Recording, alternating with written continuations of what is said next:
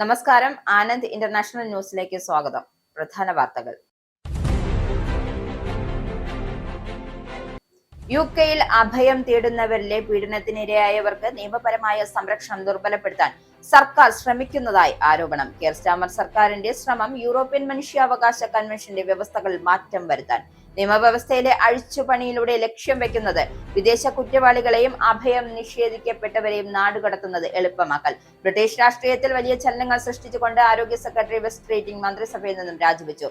പ്രധാനമന്ത്രി കെയർ സ്റ്റാമറും സ്ഥാനം ഒഴിയണമെന്ന ആവശ്യം ശക്തമാകുന്നു. ഇറാൻ ഇസ്രായേൽ സംഘർഷത്തെ തുടർന്നുണ്ടായ ആഗോള സാമ്പത്തിക അനിശ്ചിതത്വങ്ങൾക്കിടയിലും ബ്രിട്ടീഷ് സമ്പദ് വ്യവസ്ഥ പ്രതീക്ഷിച്ചതിലും മികച്ച വളർച്ച രേഖപ്പെടുത്തിയതായി കണക്ക്. 2026 ആദ്യ പാദത്തിൽ യുകെയിൽ നിന്ന് സമ്പദ് വ്യവസ്ഥ 0.6% വളർച്ച കൈവരിച്ചതായി റിപ്പോർട്ട്. സമ്പദ് വ്യവസ്ഥയിലെ വളർച്ച മുന്നേറ്റത്തിന് കാരണം സേവന മേഖലയിലെ ശക്തമായ കുതിച്ചുചാട്ടം. ഉൽപാദന നിർമ്മാണ മേഖലകളും വളർച്ചയിൽ സമ്പൂർണ്ണ പങ്ക് വഹിച്ചു. ഇറാനുമായുള്ള യുദ്ധ സാഹചര്യം രൂക്ഷമായ മാർച്ച് മാസത്തിലും ബ്രിട്ടീഷ് സമ്പദ് വ്യവസ്ഥ 0.3% വളർച്ച നേടി. സമ്പദ് വ്യവസ്ഥയെ മുന്നോട്ട് നയിച്ചത് ഹോൾസെയിൽ, റീറ്റെയിൽ, വ്യാപാര മേഖലകളിലുണ്ടായ മുന്നേറ്റം. US പ്രസിഡന്റ് ഡൊണാൾഡ് ട്രംപിന്റെ ചൈന സന്ദർശനം അവസാനിക്കുമ്പോൾ ഇറാൻ വിഷയത്തിൽ ഇരു രാജ്യങ്ങളും തമ്മിൽ ധാരണയിലെത്താൻ കഴിഞ്ഞിട്ടില്ല എന്ന് റിപ്പോർട്ട്. ഇറാൻ വിഷയത്തിൽ താനും ചൈനീസ് പ്രസിഡന്റ് ഷി ജിൻപിങ്ങും ഒരേ ചിന്താഗതിക്കാരെന്നും ട്രംപിന്റെ അവകാശവാദം. ഊർജ്ജ വിതരണം തടസ്സമില്ലാതെ നടക്കാൻ ഹോർമുസ് കടലിടുക്ക് തുറന്നിരിക്കണമെന്നും ഇരു നേതാക്കളും. ഇറാൻ ആണവായുധങ്ങൾ നിർമ്മിക്കരുത് എന്ന കാര്യത്തിൽ യുഎസിനും ചൈനയ്ക്കും ഒരേ അഭിപ്രായമെന്നും ഷി ജിൻപിങ്ങും ഡൊണാൾഡ് ട്രംപും. നോയിഡയിൽ അക്രമാസക്തമായ തൊഴിലാളി പ്രതിഷേധത്തിൽ പങ്കെടുത്ത പ്രതിയുടെ വ്യക്തിഗത ബാങ്ക് അക്കൗണ്ടിലേക്ക് വിദേശ രാജ്യങ്ങളിൽ നിന്നും 1 കോടിയിലധികം രൂപ എത്തിയതായി ഉത്തർപ്രദേശ് പോലീസ്. ഈ തുക ലഭിച്ചത് ഡോളർ, പൗണ്ട്, യൂറോ എന്നീ കറൻസികളിലായി.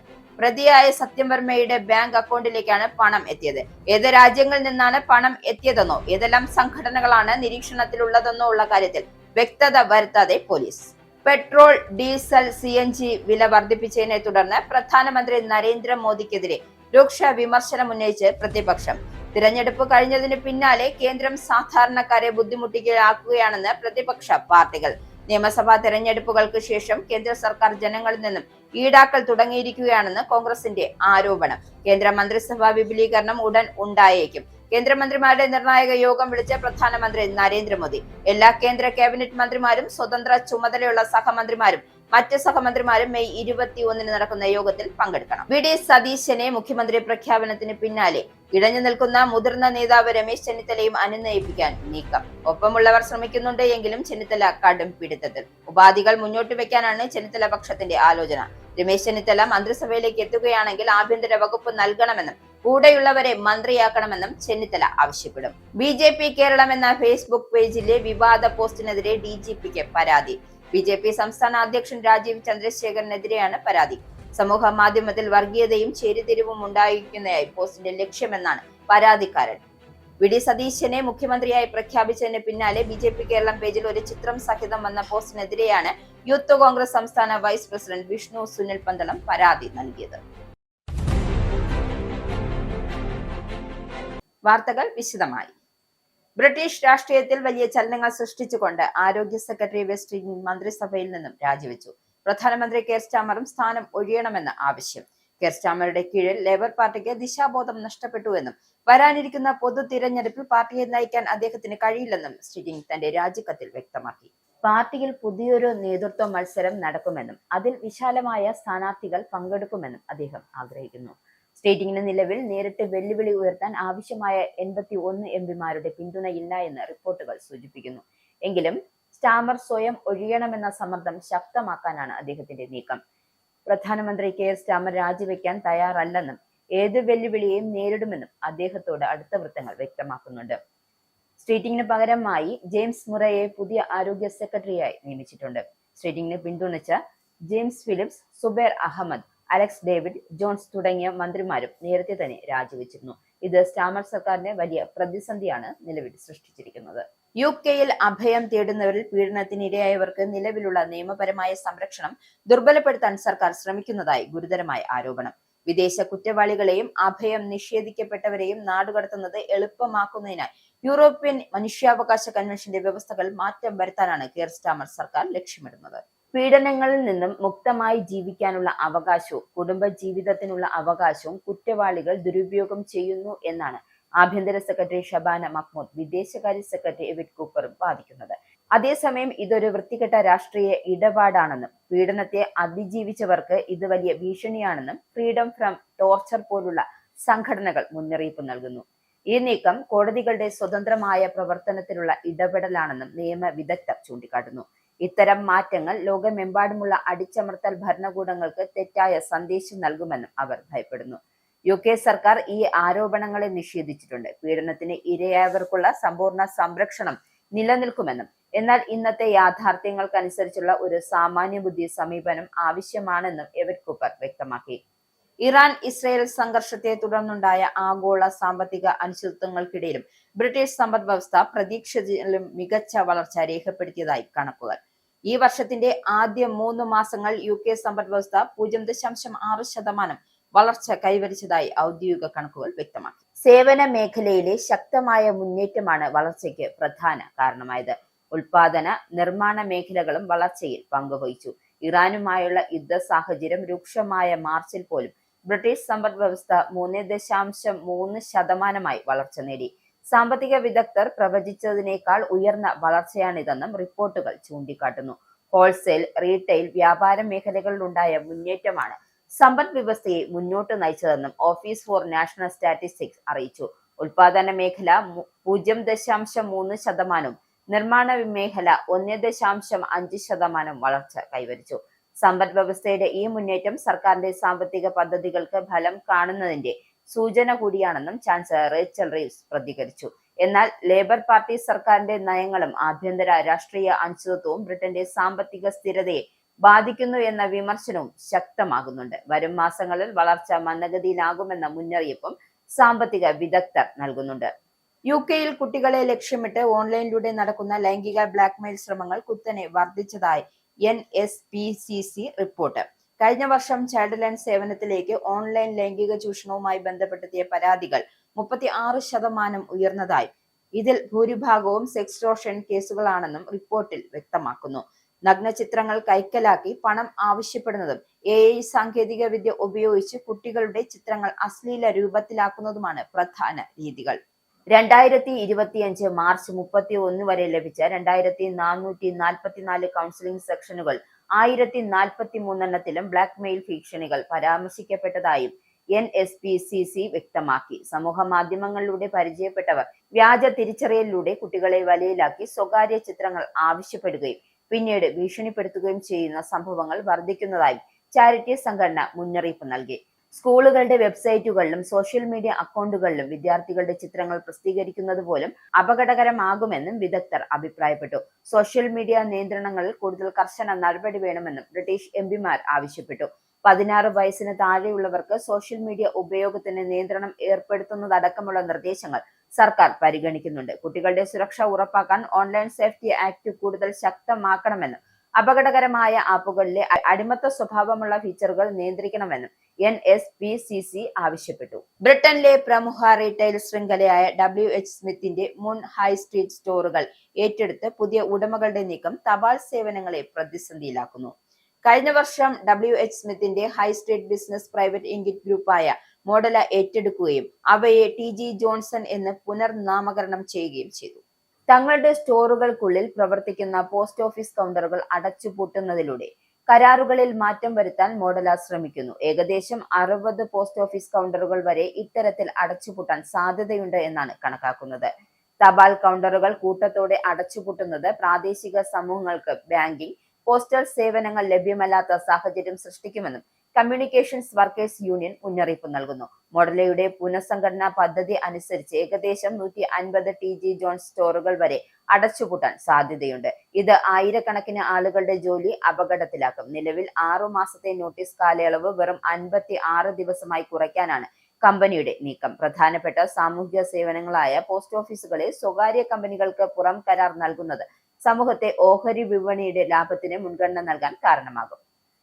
US പ്രസിഡന്റ് ഡൊണാൾഡ് ട്രംപിന്റെ ചൈന സന്ദർശനം അവസാനിക്കുമ്പോൾ ഇറാൻ വിഷയത്തിൽ ഇരു രാജ്യങ്ങളും തമ്മിൽ ധാരണയിലെത്താൻ കഴിഞ്ഞിട്ടില്ല എന്ന് റിപ്പോർട്ട്.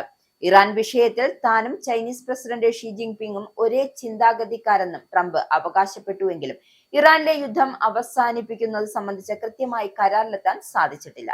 ഹോർമൂസ് കടലിടുക്ക് തുറന്നു തന്നെ ഇരിക്കുമെന്നും ഇരു നേതാക്കളും സമ്മതിച്ചു. ഊർജ്ജ വിതരണം തടസ്സമില്ലാതെ നടക്കാൻ അത് അത്യാവശ്യമാണെന്നും അവർ വിലയിരുത്തി. ഇറാൻ ആണവായുധങ്ങൾ നിർമ്മിക്കരുത് എന്ന കാര്യത്തിൽ യുഎസും ചൈനയും യോജിക്കുന്നുണ്ട്.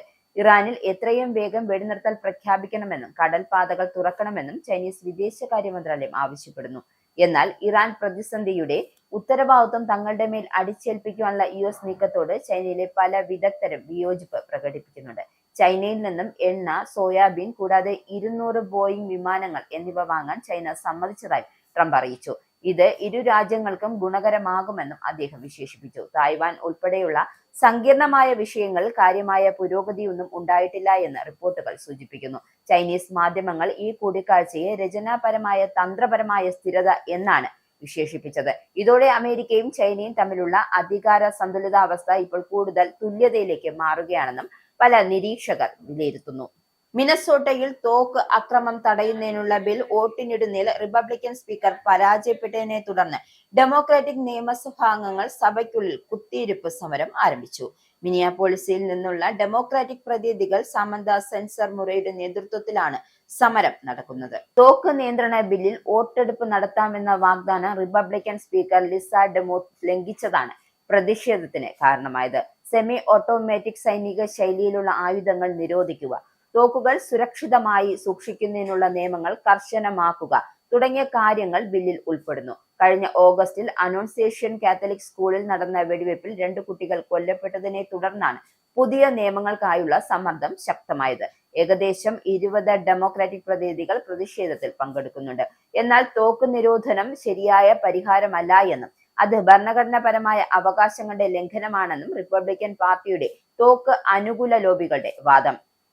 മിനസോട്ട ഗവർണർ ടിം വാൾസ് ഈ ബില്ലിനെ പിന്തുണയ്ക്കുന്നുണ്ട്. നിലവിൽ നിയമസഭയുടെ കാലാവധി മെയ് 18-ന് അവസാനിക്കാനിരിക്കെയാണ് ബിൽ പാസാക്കിയെടുക്കാനുള്ള തീവ്ര ശ്രമത്തിലാണ് ഡെമോക്രാറ്റുകൾ. ഗർഭചിത്ര മരുന്നായ മൈഫെപ്രിസ്റ്റോൺ മെയിൽ വഴി അയക്കുന്നതിനും ടെലിഹെൽത്ത് വഴി നിർദ്ദേശിക്കുന്നതിനും യുഎസ് സുപ്രീം കോടതി അനുമതി നൽകി. ഈ വിധി ഗർഭചിത്ര അവകാശങ്ങൾക്കായുള്ള പോരാട്ടത്തിൽ നിർണായകമായ ഒരു നാഴികക്കല്ലാണെന്ന് വിശേഷിപ്പിക്കപ്പെടുന്നു.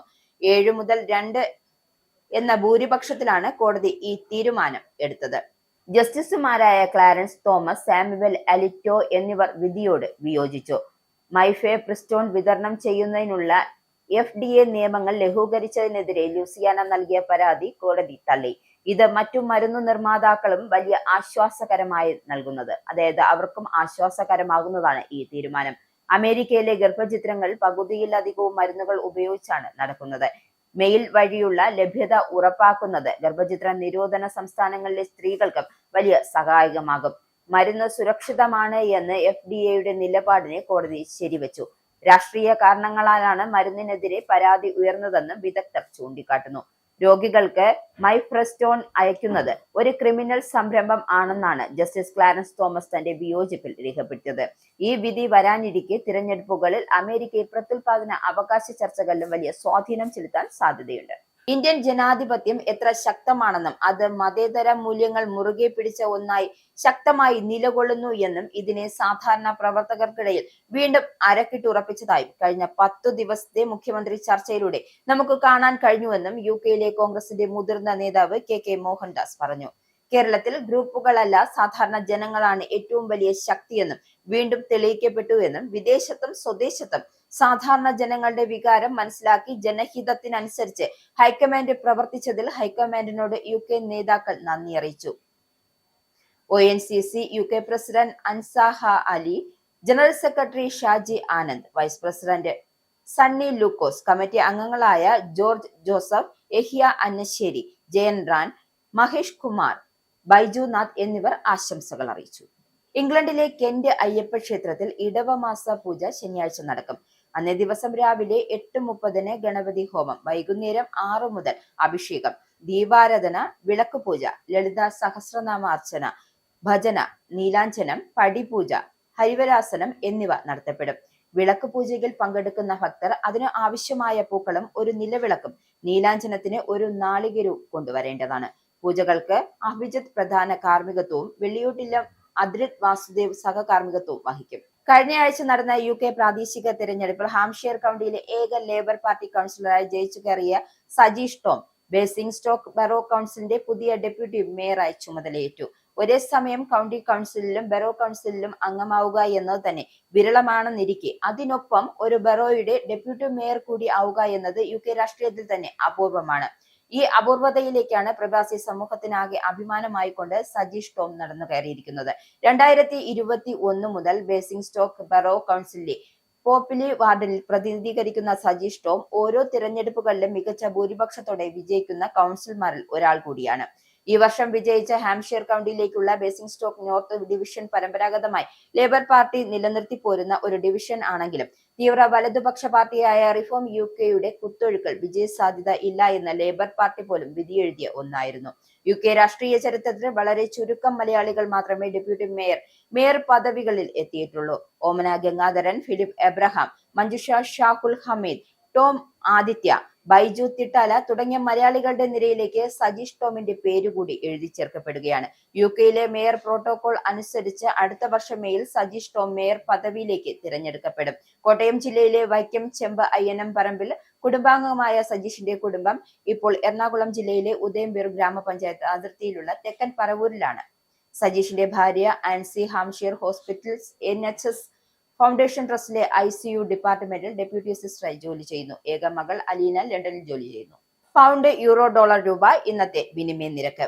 ഒരു പൗണ്ട് 128.14 ഇന്ത്യൻ രൂപ, ഒരു പൗണ്ട് 1.15 യൂറോ, ഒരു US ഡോളർ 95.89 ഇന്ത്യൻ രൂപ, ഒരു യൂറോ 111.68 ഇന്ത്യൻ രൂപ, ഒരു പൗണ്ട് 1.34 US ഡോളർ, ഒരു കനേഡിയൻ ഡോളർ 69.80 ഇന്ത്യൻ രൂപ.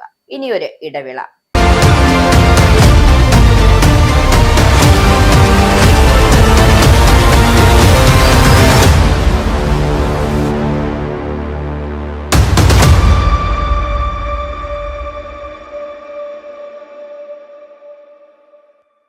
വീണ്ടും വാർത്തകളിലേക്ക്.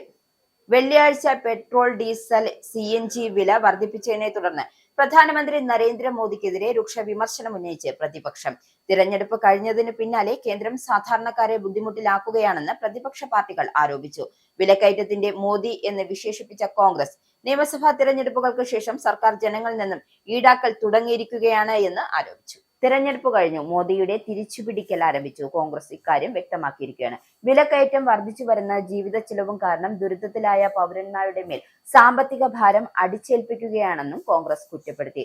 സംസ്ഥാന സർക്കാർ ഉടമസ്ഥതയിലുള്ള ഓയിൽ കമ്പനികൾ 4 വർഷത്തെ ഇടവേളയ്ക്ക് ശേഷം വില വർദ്ധിപ്പിച്ചതിന് പിന്നാലെ വെള്ളിയാഴ്ച പെട്രോൾ, ഡീസൽ വില 1 ലിറ്ററിന് 3 രൂപ വർദ്ധിച്ചു. ഡൽഹി പെട്രോൾ വില 94.77 രൂപയിൽ നിന്നും 97.77 രൂപയായി ഉയർന്നു. ഡീസലിന് മുൻപ് 89.67 രൂപയായിരുന്നത് ഇപ്പോൾ 90.67 രൂപയായി. അസം, കേരളം, തമിഴ്നാട്, പശ്ചിമ ബംഗാൾ എന്നിവിടങ്ങളിലെ നിയമസഭാ തെരഞ്ഞെടുപ്പുകൾ കഴിഞ്ഞ് 16 ദിവസത്തിന് ശേഷമാണ് ഈ വർധന. തൃണമൂൽ കോൺഗ്രസ് ഈ നീക്കത്തെ വളരെ പ്രവചനാത്മകമായ ഒന്നാണെന്ന് വിശേഷിപ്പിച്ചു. തിരഞ്ഞെടുപ്പ് കഴിഞ്ഞാൽ ഇന്ധനവില ഉയരുമെന്ന് അറിയാമായിരുന്നുവെന്നും പുതുതായി സത്യപ്രതിജ്ഞ ചെയ്ത BJP സർക്കാർ പശ്ചിമ ബംഗാളിൽ ജനങ്ങളുടെ ഭാരം ലഘൂകരിക്കാനായി പെട്രോളിന് മേലുള്ള മൂല്യവർദ്ധിത നികുതി കുറയ്ക്കുമോ എന്ന് തൃണമൂൽ MP ഒബ്രിയാൻ ചോദിച്ചു. സമാജ്വാദി പാർട്ടി അധ്യക്ഷൻ അഖിലേഷ് യാദവ് പരിഹാസ രൂപേണ പങ്കുവച്ച പോസ്റ്റിൽ നിങ്ങൾക്ക് മുന്നോട്ട് പോകണമെങ്കിൽ സൈക്കിളാണ് ഏക മാർഗം എന്ന് കുറിച്ചു. സൈക്കിൾ യാത്ര ചെയ്യുന്നത് തുടരുമെന്ന അടിക്കുറിപ്പോടെയായിരുന്നു ഇത്. സൈക്കിൾ സമാജ്വാദി പാർട്ടിയുടെ ചിഹ്നം കൂടിയാണ്. കഴിഞ്ഞ മാസം നോയിഡയിൽ നടന്ന അക്രമാസക്തമായ തൊഴിലാളി പ്രതിഷേധത്തിൽ പങ്കെടുത്ത പ്രതിയുടെ വ്യക്തിഗത ബാങ്ക് അക്കൗണ്ടിലേക്ക് വിദേശ രാജ്യങ്ങളിൽ നിന്നും 1 കോടിയിലധികം രൂപ എത്തിയതായി Uttar Pradesh police. Dollar, pound, euro എന്നീ കറൻസികളിലായാണ് ഈ തുക ലഭിച്ചതെന്നും പോലീസ് പ്രസ്താവനയിൽ വ്യക്തമാക്കി. പ്രതിയായ സത്യം വർമ്മയുടെ ബാങ്ക് അക്കൗണ്ടിലേക്കാണ് പണം എത്തിയത്. ഈ തുക പലപ്പോഴായി അദ്ദേഹം തന്റെ തന്നെ മറ്റ് അക്കൗണ്ടുകളിലേക്ക് മാറ്റിയതായും പോലീസ് അന്വേഷണത്തിൽ കണ്ടെത്തി. നിലവിൽ തീവ്രമായ നിരീക്ഷണത്തിലുള്ള നിരവധി സംഘടനകളുമായി ഇയാൾക്ക് ബന്ധമുണ്ടെന്നും ഈ ഇടപാടുകളെ കുറിച്ച് വിശദമായ പരിശോധന നടന്നു വരികയാണെന്നും പോലീസ് അറിയിച്ചു. എന്നാൽ ഏത് രാജ്യങ്ങളിൽ നിന്നാണ് പണം എത്തിയതെന്നോ ഏതെല്ലാം സംഘടനകളാണ് നിരീക്ഷണത്തിലുള്ളത് എന്ന കാര്യത്തിലോ പോലീസ് വ്യക്തത വരുത്തിയിട്ടില്ല. ഏപ്രിൽ 13-ന് ഗൗതം ബുദ്ധ നഗർ പോലീസ് കമ്മീഷണറേറ്റിൽ കീഴിലുണ്ടായ അക്രമാസക്തമായ പ്രകടനങ്ങളുമായി ബന്ധപ്പെട്ട് നടത്തിയ അന്വേഷണത്തിലാണ് ഈ ഞെട്ടിപ്പിക്കുന്ന വിവരം പുറത്തുവന്നത്. അന്ന് 80-ലധികം സ്ഥലങ്ങളിലായി 40,000 മുതൽ 45,000 വരെ തൊഴിലാളികൾ ഒത്തുചേരുകയും ഇത് ജനജീവിതത്തെ സാരമായി ബാധിക്കുകയും ചെയ്തു. സെക്ടർ 63-ലും മദർസൺ കമ്പനി പരിസരത്തും പ്രതിഷേധക്കാർ അക്രമം അഴിച്ചുവിടുകയും തീവെപ്പ് നടത്തുകയും ചെയ്തതായി പോലീസ് റിപ്പോർട്ട് ചെയ്തു. കേസിൽ ഇടതു തൊഴിലാളി സംഘടനയായ ബിഗുൾ മസ്ദൂർ ദസ്തയിലെ സജീവ അംഗങ്ങളായ സത്യം വർമ്മയെയും ഹിമാൻഷു താക്കൂറിനെയും ഏപ്രിൽ 19 ലക്നൌവിൽ നിന്നാണ് പോലീസ് അറസ്റ്റ് ചെയ്തത്. സംഭവത്തിന്റെ സൂത്രധാരൻ എന്ന് കരുതുന്ന ആദിത്യ ആനന്ദിനെ നേരത്തെ തന്നെ പിടികൂടിയിരുന്നു. അക്രമ സംഭവങ്ങളിലും പൊതു ക്രമസമാധാനം തകർക്കുന്നതിലും പ്രധാന പങ്ക് വഹിച്ച സത്യം വർമ്മ, ആകൃതി എന്നിവർക്കെതിരെ ദേശീയ സുരക്ഷാ നിയമപ്രകാരം നടപടികൾ ആരംഭിച്ചതായും പോലീസ് പ്രസ്താവനയിൽ അറിയിച്ചു. കേന്ദ്ര മന്ത്രിസഭയിൽ വിപുലീകരണത്തിനും പുനഃസംഘടനയ്ക്കും സാധ്യതയുണ്ട് എന്ന റിപ്പോർട്ടുകൾക്കിടെ കേന്ദ്രമന്ത്രിമാരുടെ നിർണായക യോഗം വിളിച്ച് പ്രധാനമന്ത്രി നരേന്ദ്രമോദി. മെയ് 21 നടക്കുന്ന യോഗത്തിൽ എല്ലാ കേന്ദ്ര ക്യാബിനറ്റ് മന്ത്രിമാരും സ്വതന്ത്ര ചുമതലയുള്ള സഹമന്ത്രിമാരും മറ്റ് സഹമന്ത്രിമാരും പങ്കെടുക്കുമെന്നും ഔദ്യോഗിക വൃത്തങ്ങൾ വ്യക്തമാക്കി. വിവിധ സർക്കാർ പദ്ധതികളുടെയും പരിപാടികളുടെയും നടത്തിപ്പ് വിലയിരുത്തുന്നതിനൊപ്പം വിവിധ മന്ത്രാലയങ്ങളുടെയും വകുപ്പുകളുടെയും പ്രവർത്തനങ്ങൾ യോഗം അവലോകനം ചെയ്യുമെന്നാണ് റിപ്പോർട്ട്. മൂന്നാം മോദി സർക്കാരിന്റെ 1-ാം വാർഷികത്തിന് മുന്നോടിയായി നടക്കുന്ന ഈ യോഗത്തിന് വലിയ രാഷ്ട്രീയ പ്രാധാന്യമുണ്ട്. ജൂൺ 2-ാം വാരത്തോടെ മന്ത്രിസഭാ വിപുലീകരണവും അഴിച്ചുപണിയും നടന്നേക്കുമെന്ന ഊഹാപോഹങ്ങൾ രാഷ്ട്രീയ വൃത്തങ്ങളിൽ ശക്തമാണ്.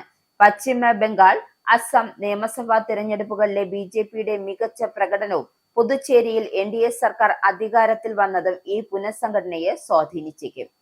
VD സതീശനെ മുഖ്യമന്ത്രി പ്രഖ്യാപനത്തിന് പിന്നാലെ ഇടഞ്ഞു നിൽക്കുന്ന മുതിർന്ന നേതാവ് രമേശ് ചെന്നിത്തലയെ അനുനയിപ്പിക്കാൻ ഒപ്പമുള്ളവർ ശ്രമിക്കുന്നുണ്ട് എങ്കിലും ചെന്നിത്തല കടും പിടുത്തത്തിലാണ്. ഉപാധികൾ വെക്കാനാണ് ചെന്നിത്തല പക്ഷത്തിന്റെ ആലോചന. രമേശ് ചെന്നിത്തല മന്ത്രിസഭയിലേക്ക് എത്തുകയാണ് എങ്കിൽ ആഭ്യന്തര വകുപ്പ് തന്നെ വേണമെന്നും ചെന്നിത്തല പക്ഷത്തുള്ളവരെയും മന്ത്രിയാക്കണമെന്നും ആവശ്യപ്പെടും. ജോസഫ് വാഴക്കനെ KPCC പ്രസിഡന്റ് ആക്കണമെന്നും ചെന്നിത്തല ആവശ്യം ഉന്നയിച്ചേക്കും.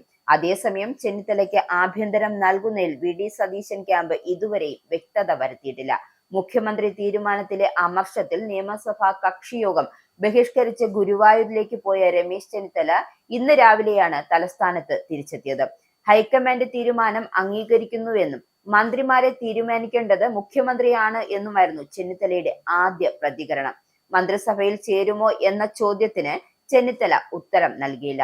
എന്നാൽ VD സതീശൻ സന്ദർശനത്തിന് കാക്കാതെ രമേശ് ചെന്നിത്തല വീട്ടിൽ നിന്നും ഇറങ്ങിപ്പോയി. ബന്ധുവിനെ കാണാൻ പോകുന്നു എന്ന് പറഞ്ഞാണ് ചെന്നിത്തല വീട്ടിൽ നിന്നും ഇറങ്ങിയത്.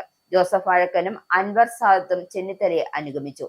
അതേസമയം ചെന്നിത്തലയെ മന്ത്രിസഭയിൽ ചേരാൻ VD സതീശൻ നേരിട്ട് ക്ഷണിക്കും എന്നാണ് വിവരം. മികച്ച വകുപ്പ് നൽകി അനുനയിപ്പിക്കാനാണ് നീക്കം. ചെന്നിത്തല മന്ത്രിസഭയിൽ ചേരണം എന്ന നിലപാടിലാണ് അദ്ദേഹത്തിന് ഒപ്പം നിൽക്കുന്നവർക്കും ഉള്ളത്. അതായത് ഇതേ നിലപാട് തന്നെയാണ് ചെന്നിത്തലയ്ക്കൊപ്പം നിൽക്കുന്നവരുടേത്. രമേശ് ചെന്നിത്തല അനുകൂല നേതാക്കൾ സതീശനുമായി ചർച്ച നടത്തി എന്നാണ് നിലവിലെ വിവരം. ജോസഫ് വാഴക്കൻ, അൻവർ സാദത്ത് എന്നിവരാണ് ചർച്ച നടത്തിയത്. മുഖ്യമന്ത്രി ഉൾപ്പെടെ 11 മന്ത്രിമാരും സ്പീക്കറും ഡെപ്യൂട്ടി സ്പീക്കർമാരും കോൺഗ്രസിന് ലഭിക്കാൻ സാധ്യതയുണ്ട്. മന്ത്രിസഭയിൽ ചേരില്ലെന്ന നിലപാടിലായിരുന്നു രമേശ് ചെന്നിത്തല അയഞ്ഞാൽ മുതിർന്ന നേതാവ് എന്ന നിലയിൽ അദ്ദേഹത്തിന് സുപ്രധാന വകുപ്പ് തന്നെ നൽകേണ്ടി വരും. തിരഞ്ഞെടുപ്പ് ഫലം വന്ന് 10 ദിവസത്തിനു ശേഷമാണ് കേരളത്തിലെ മുഖ്യമന്ത്രി ആര് എന്ന ചോദ്യത്തിന് ഉത്തരമായത്. 2004-ൽ UPA സഖ്യം രൂപവൽക്കരിക്കുന്നതിൽ നിർണായക പങ്ക് വഹിച്ച പാർട്ടിയുടെ മുഖ്യ തന്ത്രജ്ഞന്റെ ഇടപെടലോടെയാണ് ഇത് സാധ്യമായത്. കേരളത്തിലെ പ്രതിസന്ധി പരിഹരിക്കാൻ സോണിയാഗാന്ധി തന്റെ ഏറ്റവും വിശ്വസ്തനായ സഹപ്രവർത്തകൻ AK ആന്റണിയെ വിളിച്ചതായാണ് റിപ്പോർട്ട്. ദിവസങ്ങളോളം വിഷയത്തിൽ ആശയവിനിമയങ്ങൾ നടന്നു. പ്രതിനിധികളായ അജയ് മാക്കൻ, മുതിർന്ന നേതാവ് മുഗൾ വാസ്നിക് എന്നിവരെ കേരളത്തിലേക്ക് അയച്ചു. MLA-മാരുടെയും മറ്റു നേതാക്കളുടെയും അഭിപ്രായങ്ങൾ രാഹുൽ ഗാന്ധി നേരിട്ട് കേട്ടു. പിന്നീട് കോൺഗ്രസ് അധ്യക്ഷൻ മല്ലികാർജുൻ ഖാർഗെയുമായി രാഹുൽ സംസാരിച്ചു. മുഖ്യമന്ത്രി സ്ഥാനാർത്ഥികൾ ആരും വിട്ടുവീഴ്ചയ്ക്ക് തയ്യാറാകാത്ത സാഹചര്യത്തിൽ കോൺഗ്രസിനെ വട്ടം കറക്കിയ ഈ വിഷയത്തിൽ വ്യക്തത വരുത്താൻ സോണിയാഗാന്ധിയെ ഉൾപ്പെടുത്താൻ പാർട്ടി തീരുമാനിച്ചു.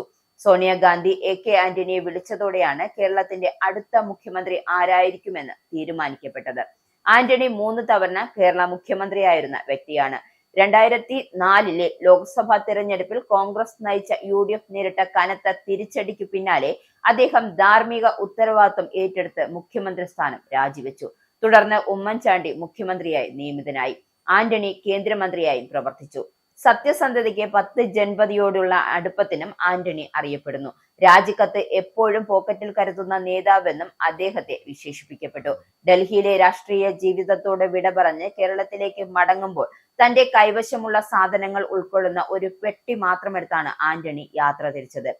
കെ.സി. വേണുഗോപാൽ മുഖ്യമന്ത്രിയായി നിയമിതനാവുകയാണെങ്കിൽ നിലവിലുള്ള ഒരു MLA രാജിവെക്കേണ്ടി വരുമെന്നും നിലവിൽ പാർലമെന്റ് അംഗമായതിനാൽ അദ്ദേഹത്തിന്റെ പാർലമെന്റ് മണ്ഡലത്തിലും ഉപതെരഞ്ഞെടുപ്പ് വേണ്ടി വരുമെന്നും അദ്ദേഹം പറഞ്ഞു.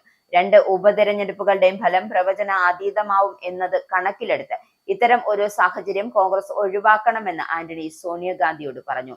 ജനങ്ങൾ VD സതീശന് അനുകൂലമായി വോട്ട് ചെയ്തു എന്നും കോൺഗ്രസിന്റെ സഖ്യകക്ഷികളും അദ്ദേഹത്തെ പിന്തുണയ്ക്കുന്നുണ്ട് എന്നും ആന്റണി സോണിയാഗാന്ധിയോട് വ്യക്തമാക്കി.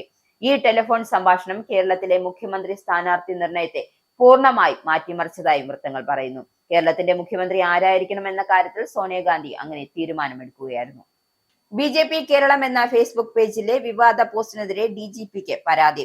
BJP സംസ്ഥാന അധ്യക്ഷൻ രാജീവ് ചന്ദ്രശേഖറിനെതിരെയാണ് പരാതി. യൂത്ത് കോൺഗ്രസ് സംസ്ഥാന വൈസ് പ്രസിഡന്റ് വിഷ്ണു സുനിൽ പന്തളമാണ് പരാതി നൽകിയത്.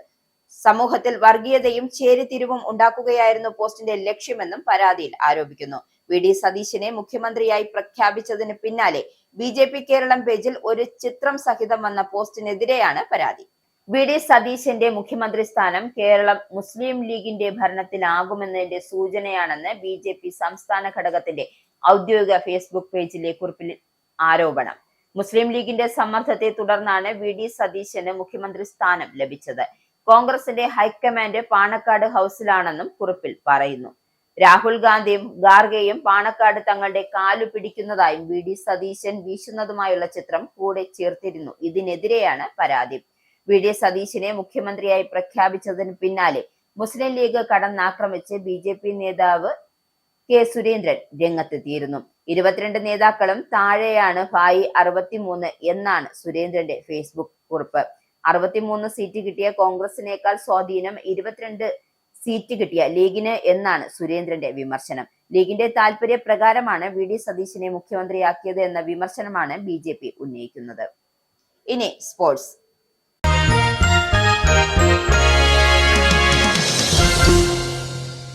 ഇന്നലെ IPL-ൽ മുംബൈക്കെതിരെ പഞ്ചാബ് പരാജയപ്പെട്ടതിന് പിന്നാലെ ചെന്നൈ സൂപ്പർ കിങ്സിന്റെ പ്ലേ ഓഫ് സാധ്യതകൾ ഉണർവായി. പ്ലേ ഓഫിലേക്ക് അടുക്കാൻ പോരാടുന്ന ചെന്നൈക്ക് Lucknow Super Giants, Sunrisers Hyderabad, Gujarat Titans എന്നീ 3 കടമ്പകളാണ് ഇനി മുന്നിലുള്ളത്. അതിൽ ഋഷഭ് പന്തിന്റെ ലക്നൌ സൂപ്പർ ജയൻസുമായുള്ള പോരാട്ടം ഇന്ന് ലക്നൌവിലെ ഹോം ഗ്രൗണ്ടിൽ വെച്ച് അരങ്ങേറും. രാത്രി 7:30 മത്സരം നടക്കുക. ഇന്നത്തെ മത്സരത്തിൽ ചെന്നൈ സൂപ്പർ കിങ്സിന് ലക്നൌ സൂപ്പർ ജയൻസിനെ പരാജയപ്പെടുത്താനായാൽ 12 പോയിന്റ് എന്നത് 14 പോയിന്റ് ആക്കി പ്ലേ ഓഫിലേക്ക് കൂടുതൽ അടുക്കാനാകും. പോയിന്റ് പട്ടികയിൽ നിലവിൽ 5ാം സ്ഥാനത്തുള്ള CSK പഞ്ചാബിനെ മറികടന്നാൽ 4ാം സ്ഥാനത്തേക്കും കയറാനാകും. 4ാം സ്ഥാനത്തുള്ള പഞ്ചാബിനാകട്ടെ 12 മത്സരങ്ങളിൽ നിന്നായി 13 പോയിന്റുകളാണ് ഉള്ളത്. ശേഷം സൺറൈസേഴ്സിനെ ഹൈദരാബാദ്, ഗുജറാത്ത് ടൈറ്റൻസ് എന്ന കടമ്പകളും ചെന്നൈക്ക് മുന്നിൽ ബാക്കിയാണ്. നിലവിൽ 11 മത്സരങ്ങളിൽ നിന്നും 6 ജയവും 5 തോൽവിയും അടക്കം 12 പോയിന്റോടെ പോയിന്റ് പട്ടികയിൽ 5ാം സ്ഥാനത്താണ് ചെന്നൈ സൂപ്പർ കിങ്സ്. അവസാന 3 മത്സരങ്ങളിലും വിജയം സ്വന്തമാക്കിയതിന്റെ ആത്മവിശ്വാസത്തിലാണ് ചെന്നൈ ഇന്ന് കളത്തിലിറങ്ങാൻ തയ്യാറെടുക്കുന്നത്. സീസണിന്റെ തുടക്കം മുതലേ പരാജയമായിരുന്നു ഋഷഭ് പന്തിന്റെ LSG. 11-ൽ 3 മത്സരങ്ങളിലും ലക്നൌ തോറ്റപ്പോൾ പരാജയപ്പെട്ടത് 8 മത്സരങ്ങളിലാണ്. അതേസമയം 6 ജയവും 5 തോൽവിയും അടക്കം 12 പോയിന്റാണ് ചെന്നൈയുടെ പക്കലുള്ളത്. പ്രധാന വാർത്തകൾ ഒരിക്കൽ കൂടി. UK-ൽ അഭയം തേടുന്നവരിലെ പീഡനത്തിനിരയായവർക്ക് നിയമപരമായ സംരക്ഷണം ദുർബലപ്പെടുത്താൻ സർക്കാർ ശ്രമിക്കുന്നതായി ആരോപണം. കെയർ സ്റ്റാമർ സർക്കാരിന്റെ ശ്രമം യൂറോപ്യൻ മനുഷ്യാവകാശ കൺവെൻഷന്റെ വ്യവസ്ഥകളിൽ മാറ്റം വരുത്താൻ. നിയമവ്യവസ്ഥയിലെ അഴിച്ചുപണിയിലൂടെ ലക്ഷ്യം വെക്കുന്നത് വിദേശ കുറ്റവാളികളെയും അഭയം നിഷേധിക്കപ്പെട്ടവരെയും നാടുകടത്തുന്നത് എളുപ്പമാക്കൽ. ബ്രിട്ടീഷ് രാഷ്ട്രീയത്തിൽ വലിയ ചലനങ്ങൾ സൃഷ്ടിച്ചുകൊണ്ട് ആരോഗ്യ സെക്രട്ടറി വെസ്റ്റ് റേറ്റിംഗ് മന്ത്രിസഭയിൽ നിന്നും രാജിവെച്ചു. പ്രധാനമന്ത്രി കെയർ സ്റ്റാമറും സ്ഥാനം ഒഴിയണമെന്ന ആവശ്യം ശക്തമാകുന്നു. ഇറാൻ-ഇസ്രായേൽ സംഘർഷത്തെ തുടർന്നുണ്ടായ ആഗോള സാമ്പത്തിക അനിശ്ചിതത്വങ്ങൾക്കിടയിലും ബ്രിട്ടീഷ് സമ്പദ് വ്യവസ്ഥ പ്രതീക്ഷിച്ചതിലും മികച്ച വളർച്ച രേഖപ്പെടുത്തിയതായി കണക്ക്. 2026-ലെ ആദ്യ പാദത്തിൽ UK-യിൽ നിന്ന് സമ്പദ് വ്യവസ്ഥ 0.6% വളർച്ച കൈവരിച്ചതായി റിപ്പോർട്ട്. സമ്പദ് വ്യവസ്ഥയിലെ വളർച്ച മുന്നേറ്റത്തിന് കാരണം സേവന മേഖലയിലെ ശക്തമായ കുതിച്ചുചാട്ടം. ഉൽപാദന നിർമ്മാണ മേഖലകളും വളർച്ചയിൽ സമ്പൂർണ്ണ പങ്ക് വഹിച്ചു. ഇറാനുമായുള്ള യുദ്ധ സാഹചര്യം രൂക്ഷമായ മാർച്ച് മാസത്തിലും ബ്രിട്ടീഷ് സമ്പദ് വ്യവസ്ഥ 0.3% വളർച്ച നേടി. സമ്പദ് വ്യവസ്ഥയെ മുന്നോട്ട് നയിച്ചത് ഹോൾസെയിൽ, റീറ്റെയിൽ, വ്യാപാര മേഖലകളിലുണ്ടായ മുന്നേറ്റം. US പ്രസിഡന്റ് ഡൊണാൾഡ് ട്രംപിന്റെ ചൈന സന്ദർശനം അവസാനിക്കുമ്പോൾ ഇറാൻ വിഷയത്തിൽ ഇരു രാജ്യങ്ങളും തമ്മിൽ ധാരണയിലെത്താൻ കഴിഞ്ഞിട്ടില്ല എന്ന് റിപ്പോർട്ട്. ഇറാൻ വിഷയത്തിൽ താനും ചൈനീസ് പ്രസിഡന്റ് ഷീ ജിൻപിങ്ങും ഒരേ ചിന്താഗതിക്കാരെന്നും ട്രംപിന്റെ അവകാശവാദം. ഊർജ്ജ വിതരണം തടസ്സമില്ലാതെ നടക്കാൻ ഹോർമുസ് കടലിടുക്ക് തുറന്നിരിക്കണമെന്നും ഇരു നേതാക്കളും. ഇറാൻ ആണവായുധങ്ങൾ നിർമ്മിക്കരുത് എന്ന കാര്യത്തിൽ യുഎസിനും ചൈനയ്ക്കും ഒരേ അഭിപ്രായമെന്നും ഷീ ജിൻപിങ്ങും ഡൊണാൾഡ് ട്രംപും. നോയിഡയിൽ അക്രമാസക്തമായ തൊഴിലാളി പ്രതിഷേധത്തിൽ പങ്കെടുത്ത പ്രതിയുടെ വ്യക്തിഗത ബാങ്ക് അക്കൗണ്ടിലേക്ക് വിദേശ രാജ്യങ്ങളിൽ നിന്നും 1 കോടിയിലധികം രൂപ എത്തിയതായി ഉത്തർപ്രദേശ് പോലീസ്. ഈ തുക ലഭിച്ചത് ഡോളർ, പൗണ്ട്, യൂറോ എന്നീ കറൻസികളിലായി. പ്രതിയായ സത്യം വർമ്മയുടെ ബാങ്ക് അക്കൗണ്ടിലേക്കാണ് പണം എത്തിയത്. ഏത് രാജ്യങ്ങളിൽ നിന്നാണ് പണം എത്തിയതെന്നോ ഏതെല്ലാം സംഘടനകളാണ് നിരീക്ഷണത്തിലുള്ളതെന്നോ ഉള്ള കാര്യത്തിൽ വ്യക്തത വരുത്താതെ പോലീസ്.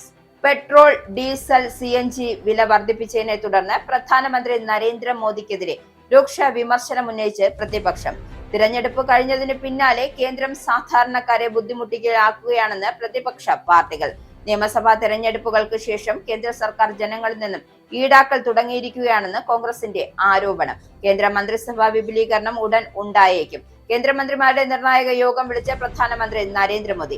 എല്ലാ കേന്ദ്ര ക്യാബിനറ്റ് മന്ത്രിമാരും സ്വതന്ത്ര ചുമതലയുള്ള സഹമന്ത്രിമാരും മറ്റ് സഹമന്ത്രിമാരും മെയ് 21 നടക്കുന്ന യോഗത്തിൽ പങ്കെടുക്കണം. VD സതീശനെ മുഖ്യമന്ത്രി പ്രഖ്യാപനത്തിന് പിന്നാലെ ഇടഞ്ഞു നിൽക്കുന്ന മുതിർന്ന നേതാവ് രമേശ് ചെന്നിത്തലയും അനുനയിപ്പിക്കാൻ നീക്കം. ഒപ്പമുള്ളവർ ശ്രമിക്കുന്നുണ്ട് എങ്കിലും ചെന്നിത്തല കടും പിടുത്തത്തിൽ. ഉപാധികൾ മുന്നോട്ട് വെക്കാനാണ് ചെന്നിത്തല പക്ഷത്തിന്റെ ആലോചന.